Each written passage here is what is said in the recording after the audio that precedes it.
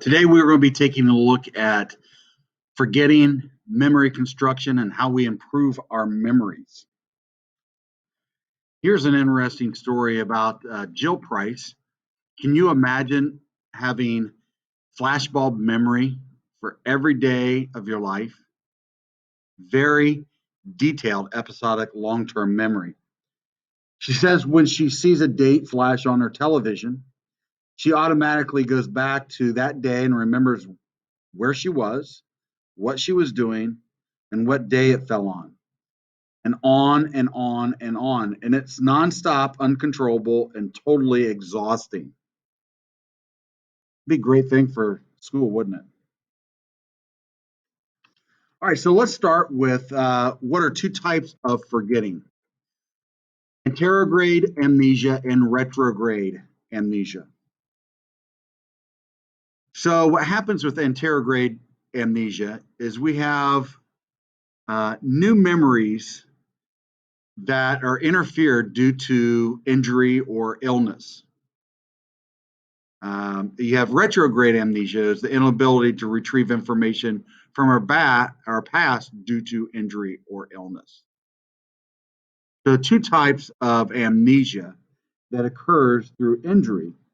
One is an inability to form new memories, and the other to remember old memories. So, when do we forget? Forgetting can occur at any memory stage, anywhere from encoding to storage or retrieval. When we process information, we filter, alter, or lose much of it. So, why do we forget? Well, it's due to one, encoding failures. An encoding failure is much of what we sense when we never notice, is what we fail to encode and we'll never remember. So it's pretty much our unconscious. There is storage decay. So over time, what happens is that we have memories that kind of fade and then it levels out. That's part of the Ebbinghaus curve that was in our mod 31. So what happens, just like our teeth, if we fail to brush our teeth over time, our teeth decay and go away. So the same thing kind of happens with our memory. If we fail to do anything with it, it decays and it fades away. We also may have retrieval failures. Forgetting is not memories faded out, but memories unretrieved. We store in long-term memory what's important to us, and we've rehearsed it. But sometimes important events defy our attempts to access them. So, two factors that affect our memory retrieval. One is proactive interference, and the other is retroactive interference. Proactive interference is forward acting disruptive effect on older learning and recall of new information. So if we buy a new combination lock, we rehearse the old combination, it may interfere with our ability to remember or retrieve the new one. That's proactive interference. Retroactive is backward acting disruptive effect of newer information on the recall of old information. So if you sing new lyrics to the tune of an old song, you may have trouble remembering the original words. And that's how retroactive interference works. You can change your email password last week, but you still keep typing in the old password, would be proactive interference. If your teacher gives you a cumulative exam covering 10 chapters from the first semester, you can only recall the more recent material, not the chapters from the beginning of the school, would be retroactive interference. Two ways of retrieval failure.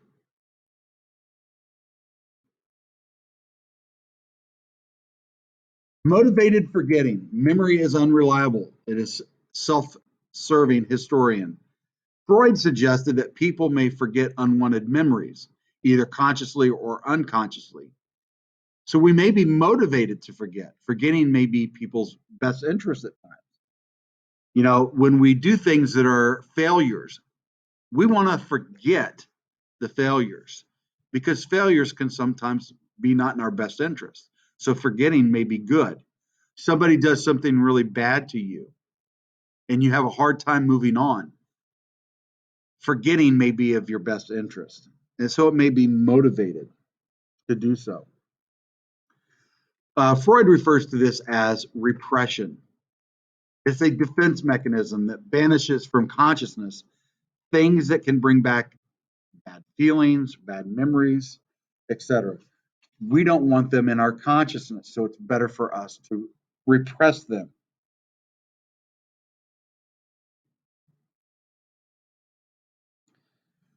Sometimes we need to reconcile our memories. And this is we have stored memories, and then when we retrieve them, we can alter them before they store again. That's reconciliation.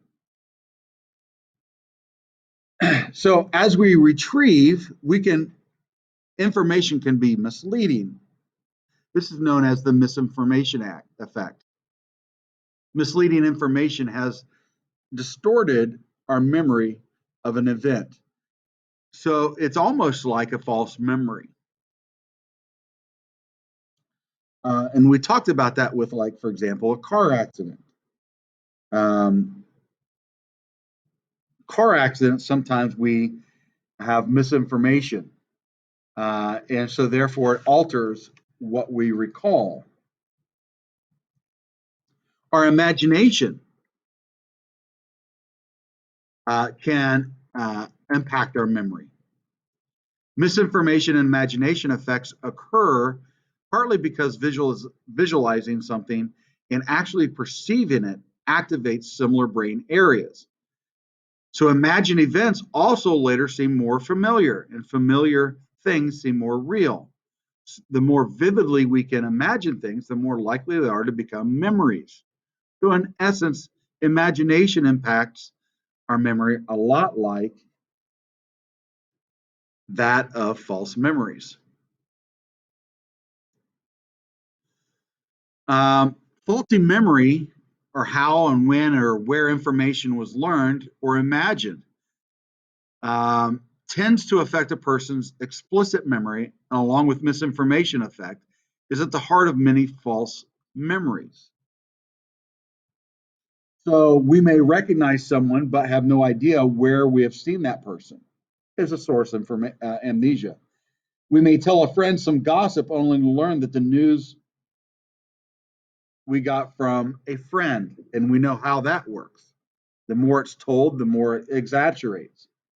A friend tells you about an internet story about the woman who had 75 cats. You know you have heard the story before, but can't remember where.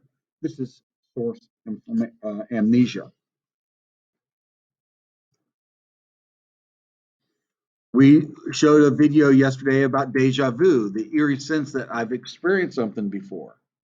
Two-thirds of us experience deja vu. Source amnesia is one possible explanation for that among the three that we talked about yesterday.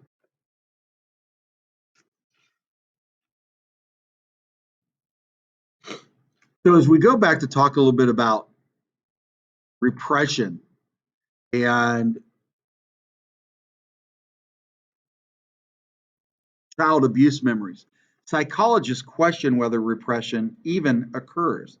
Many of the criticisms of Freud, traumatic experience typically lead to very vivid, persistent, haunting memories. When memories are recovered after long periods of amnesia, particularly with extraordinary means used to secure recovery of memory, there is a high probability that the memories are false. So, what do psychologists actually agree upon?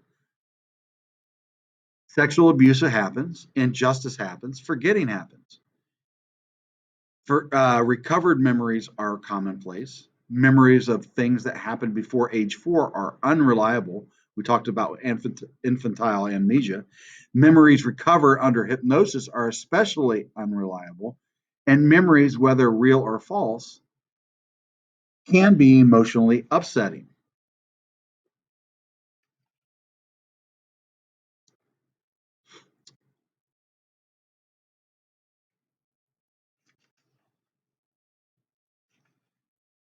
All right, so that is a little bit about forgetting and memory improvement.